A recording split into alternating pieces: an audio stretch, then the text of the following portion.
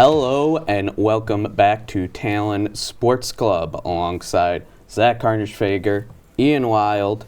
I am your host, Jack McGilligan, back here again for another week of sports. What month is it, Zach? Really? What are we doing? Hey, it's Christmas. What are we doing? It's not baby. Christmas. It's November 1st.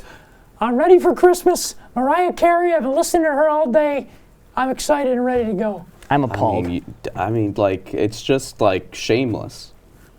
Do you have any pride? I do. I don't think you do. I love Thanksgiving. Not in yourself. I love Thanksgiving, but I love Christmas more. I'll give him this. He's not superficial. He's the real deal. You get what you get with Zach Christmas Carnage-Fager. is the most superficial holiday there is. That is also a fair point. And look at it. Merry Christmas, guys. I'm going to refuse to reply to you for another month on that. Yeah, I think we're just going to edit you out of the episode, actually. And just like the Raiders made an edit on their front office, let's get into our first topic here of the day. On the front office, they fired their GM and fired their head coach, McDaniels. They've benched Jimmy Garoppolo also, are going to be starting their rookie QB. Just Raiders. What is happening there? You're not you're not giving up any of your skill guys on offense. They gave up Derek Carr, which I think is fine. Derek Carr, he's not that great of a quarterback. Is he good? Maybe. Is he serviceable? Is he an NFL starter? Yes. But if you're going to give up on Derek Carr, and then I'm not sure what the money is, but I'm pretty sure Garoppolo signed a bigger contract with the Raiders than Carr did with the Saints. And Garoppolo's arguably worse. Yeah. And he's worse. The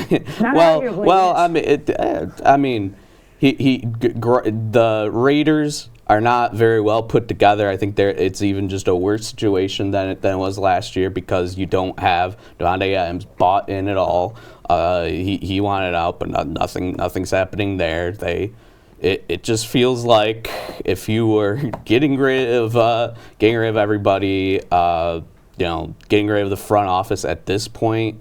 And still just keeping the same guys in the locker room. Like, I don't think you're going to be able to get everybody happy. You can't just get rid of people that were the biggest faces of the problem and then say, oh, the problem's gone. The Raiders, they're going to owe Jimmy Garoppolo a hefty amount of money still. He's getting paid fully guaranteed $11 million. He's going to have a roster bonus if he's still on the team by the fifth day of the league year in March. They're benching him because they go ahead and tell reporters that he is not the best QB on the team. Nope. So what are we doing here? What are we doing here, Zach? The Colts are somehow being ran better than them right now. That's saying something. Yeah, that's saying something. Yeah, wow. They're really.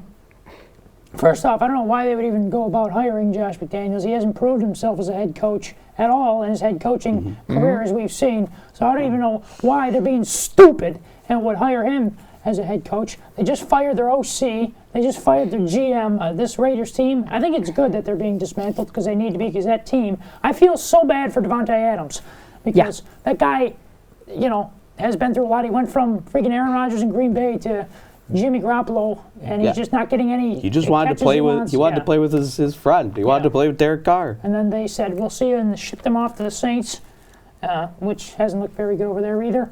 So, not as bad as this, though. No, this is just not. The Saints are a whole other thing. Yeah, more like the Aints. Yeah, no, it's just one, Zach. Absolute mess with the Raiders, and it's been like this for a really long time. Yeah. I think when you see organizations like this, it stems from ownership. Mark Davis doesn't know what he's doing. No. He tries to live up to Al's legacy. He never will. Well, Al's legacy is also being just as incompetent, if not worse, for several years. At least he has rings. At least he has more than what? How many times have they made the playoffs since Mark became owner? Twice? Yeah. First round elimination both times? Yeah, that's how many times they went to the playoffs with Carr. What really irritates me is that they had the coach and they let him go.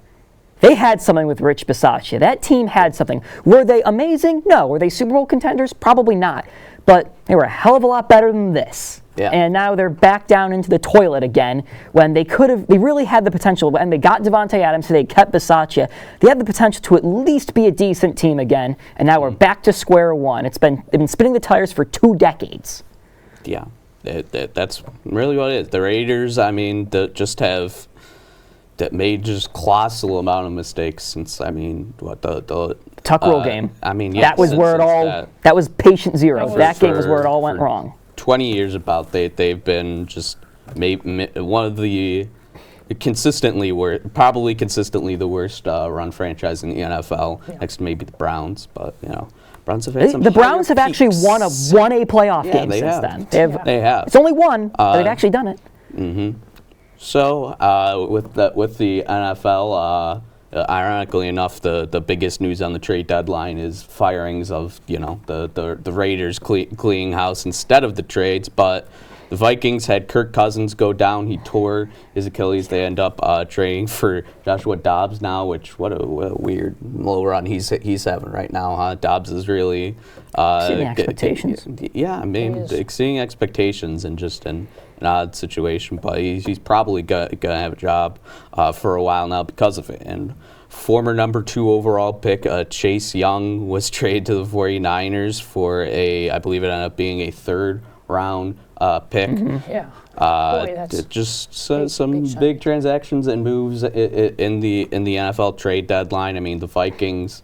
There's a lot of rumors with Kirk. I don't think anything was going to happen by a trade on the trade deadline. He had a no-move clause. Hurt. Yeah. He would have had to waive it, and he said he wasn't going to waive it. Yeah. So nothing. Yeah, but he's just done, and now he's going to have a hefty little percentage of the possible free agent contract he was going to get this season taken out probably, and that really stinks. But I mean, what do you guys take away from the trade deadline? Anything you're feeling good about?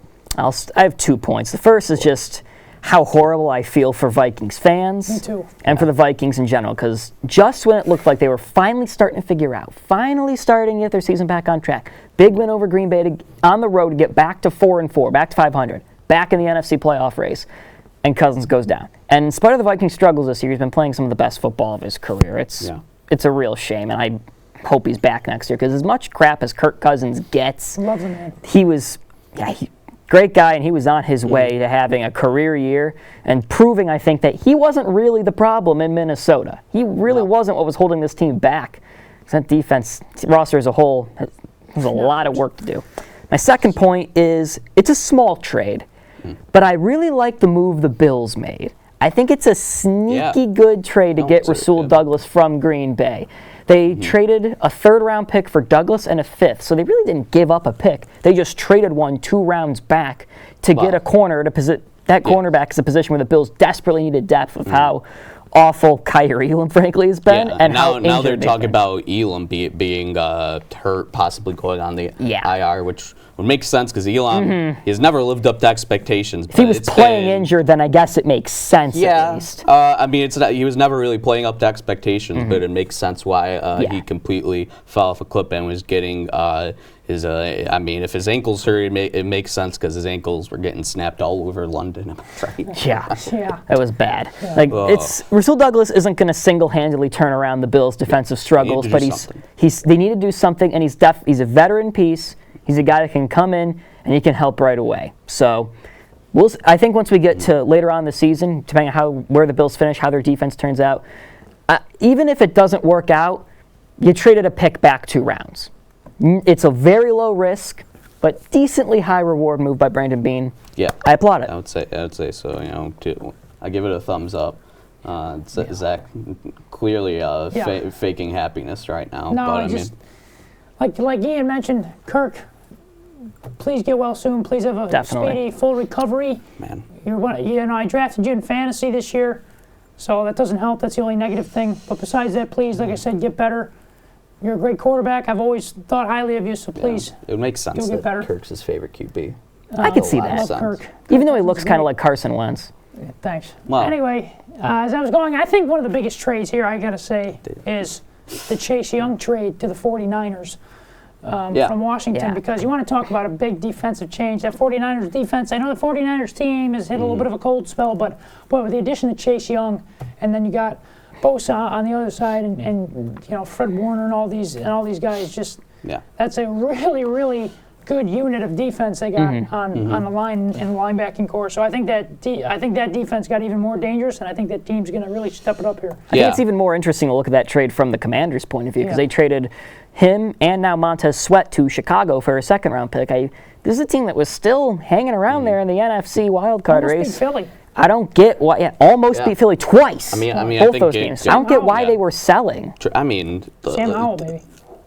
It's a situation where you could be realistic about, like we just talked about how the Raiders blew up a situation where they had a good team and they had a good playoff team, and and whatever. The Commanders are kind of in that spot right now where it's like you can keep your solid team. They're still going to be in the playoff contention. There's no damn way they were going to be a Super Bowl contender or win multiple playoff games unless they got lucky. It's interesting because with the trade for Chase Young, I mean, it seems like that teams just don't value him as much as his name value still is. I think a lot of it has to do with him being a high first round pick and being sort of explosive his first years. I mean, I thought pretty highly of him, but you look at some of the metrics, his pressures and that, he's going to be a very solid addition there. The 49ers, like you said, they're second place in their division now.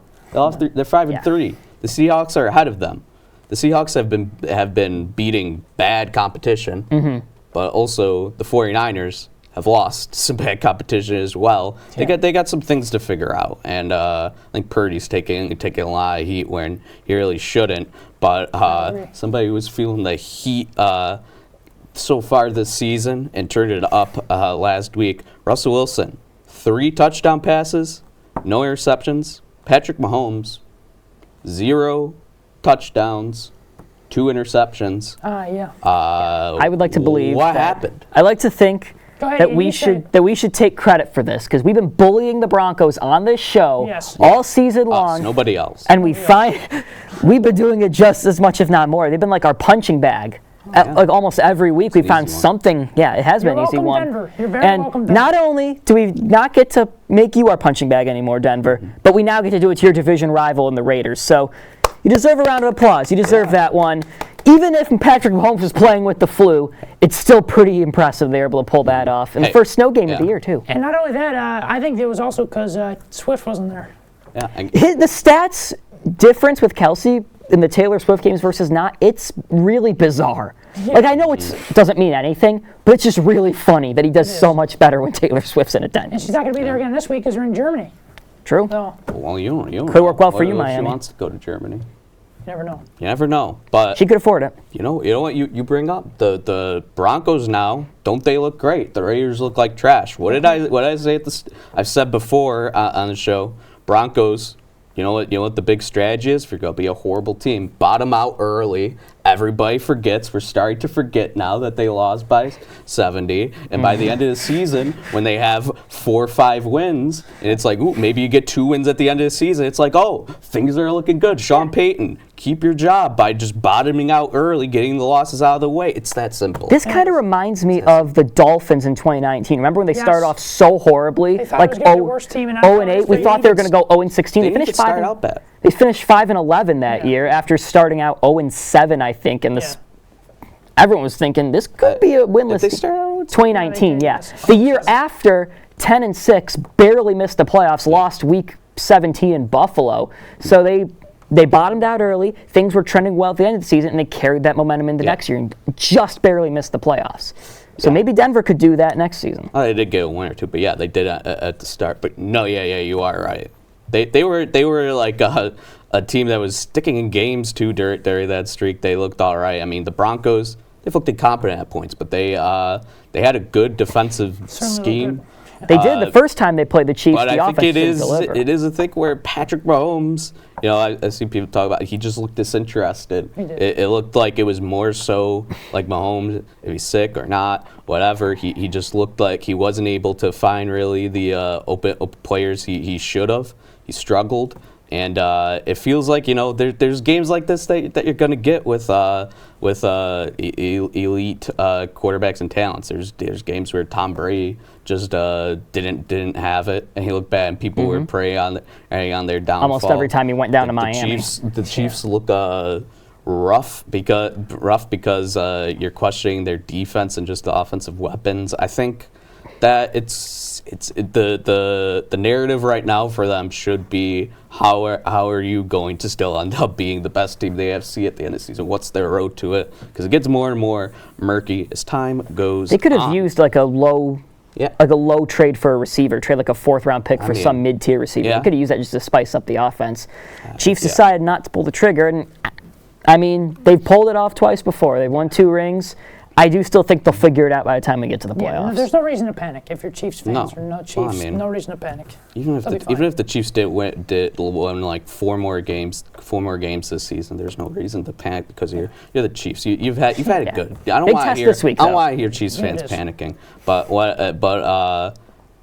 what was a bit panicked was when I got the news. I mean, just a small little tidbit here. While I pay respect to Nicholas Backstrom, he announced a leave of absence from the NHL, but really he had to have hip procedures done this past season. And you look at the careers of NHL players after they had the hip procedures he had done. They play upwards of 50 games and then retire. He played 8 this season, I mean, and is out now.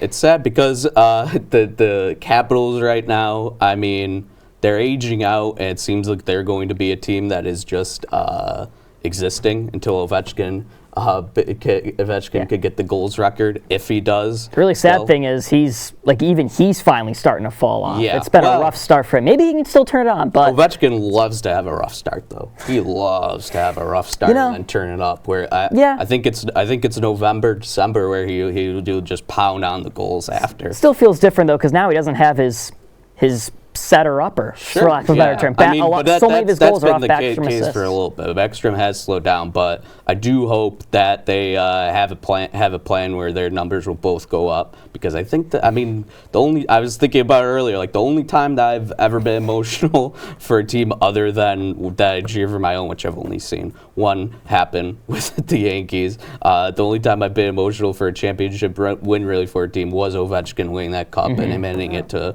Backstrom was a legendary moment in my mind. So Nicholas Backstrom, we wish you well in you working toward the return or whatever you end up doing, and could have been possibly a borderline Hall of Famer if he was a bit more healthy. Still is now. But moving on now, I want to go to something we had to skip over last week.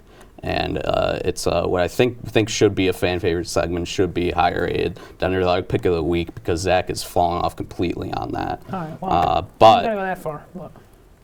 It's time for the return of Ya Blew It. Yeah. Because who really blew it yesterday. Who blew it? Recording here on Thursday, so yesterday, Wednesday, the Phoenix Suns taking on Victor Wembanyama and the San Antonio Spurs.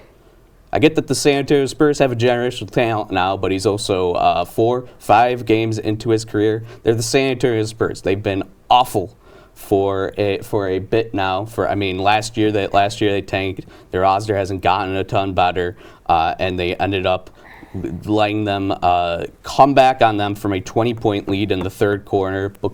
Booker's out. KD's there. He ends up turning it over. Maybe should have been a foul. I agreed with the Suns coach where he said that it should have been a foul when they're inbounding it for him. But Wembanyama scored 9 of his 18 points in the fourth and cut the lead down to 14-13. And then Talon Johnson got the steal and then got the Spurs back up, but they blew it. And I think it's interesting because the Phoenix Suns have really become the biggest heels in the NBA because of things that they really that original championship run. Everybody just felt they were like tryhards, and then they ended up getting beat in that finals, and then they ended up getting smoked terribly by the Mavs, and then they're trading for all these trading for all these players and your super team, and you're losing to the Spurs, and your players are on the bench watching it happen. So you blew it. You blew it. Yeah, I mean, You've been blowing it for 2 years at this point. Yeah, since that finals. You absolutely blow. Yeah, and it's time to see if Ian Wild over here, if he'll blow it this week, or will he have another fantastic Wild minute? Unfiltered, uncensored. It's time for Ian's Wild Minute. Unfortunately, this one's going to be a little more solemn than they usually are. So, as I'm sure a lot of you have heard, former NHL player Adam Johnson passed away in a game in the English Hockey League. His throat was cut by a skate on a freak accident play. And we've seen, obviously, tributes all over the NHL. And more, I think even more importantly, we've seen a rise in awareness of neck protection. And as someone who watches both hockey and NASCAR, no, not many of us, this reminds me a lot of the death of Dale Earnhardt and the safety revolution we saw in NASCAR after his passing, where head and neck safety was mandated, softer walls came in, carve tomorrow. The NHL might be on the verge of something slightly similar with the neck protection. We've seen the English Hockey League mandate it. We've seen the Western Hockey League just mandate it a few hours before the taping of the show. NHL's investigating it. They might mandate it themselves. And I'm all for it. This is something you never want to see in a hockey game ever again. And it's an inherent risk that we can take out if we can mandate this neck protection. Oh. So, right on time, Ian. Yeah. Well said. Well terrifying. said, Those are the most terrifying injuries in hockey. No, I agree. Yeah. NHL, please adapt these rules, please. Yeah, I think they will. Neck guards, visors, there's things that need to be taken, and I feel they need to be mandated because you see across sports, in F1, NASCAR, or just anywhere, you have to put these precautions mandatory because players don't want inconveniences. They don't want their routines and stuff breaking up, even if it's going to save their life, because humans are just stubborn. That's just how it works. But you have to have somebody on the outside on the rules just mandating this stuff because that's just what has to happen. It's tragic. Yeah. And praying for his family right now. Yeah, so we all are. Yeah, praying for everybody, involved in the situation. It's just the stories you're hearing about it. It's horrible, and have to go through that solemn note to our next topic here. But Zach, why don't you first? We're going here to the underdog pick of the week. Why don't you go ahead and say what happened last week? Yeah, well, last week my pick clearly didn't work out. You blew it. That should have been the segment. Hey, let's be honest. It almost did work out if it wasn't for that Hail Mary. Oh, okay. And if he would have turned around about 4 seconds earlier, that's a touchdown. They win the game. So again, Buccaneers Bills. You should say the Bucks Bills. Yes, I picked the Bucks over the Bills. Yeah. Thanks and a lot, what's your record now on the season, buddy? Was it 0-5? 0-5. Yeah, your point is you have an O in the win column. Yes. Yeah, you have not not after won. this week though. It came down to the wire. I had 2 games in mind, and I'm going to tell you the 2 games and tell you which one I picked. 2 games I had in mind. Just give us the one. I could, and I think I will actually do that. Zach Harnish-Fager's underdog pick of the week. It was tough, came down to the wire, but I'm going to go with the Tennessee Titans over the Pittsburgh Steelers this week coming up. I liked what I saw out of the debut of Will Levis. Boy, did he show out 4 touchdowns, 3 of them to DeAndre Hopkins, who is not washed. So, yeah, my pick this week is going to be the Titans over the Steelers. Nothing against Kenny Pickett or that defense that the Steelers have. Well, I got something against. But, I know they got T.J. Watt on the defensive side of the ball, and boy, let me tell you, I think that's going to be a heck of a matchup, and I think Titans pull out the win. My views. I'm always the one that overrates the Steelers here, so this seems like the game that the Steelers will get outplayed for 3 quarters and then find a way to win. Yeah, So sloppily. I disagree with you, but I'm typically wrong with the Steelers, and I'm always higher on them than I should be. I so think who knows? that Kenny Pickett's small hands will probably lead to big turnovers, and that the Titans will blow them out. That's my prediction. I stand with Zach. Yes, thank you. And You betrayed me. We stand against Ian. I didn't forget about last week. And I hope that you guys do not forget about next week, because we are done now here on Talon Sports Club. Another great episode, guys, for Zach Harnish-Fager and Ian Wild. I am your host, Jack McElligott. We'll see you next week. Merry Christmas. Go Bills. No Christmas.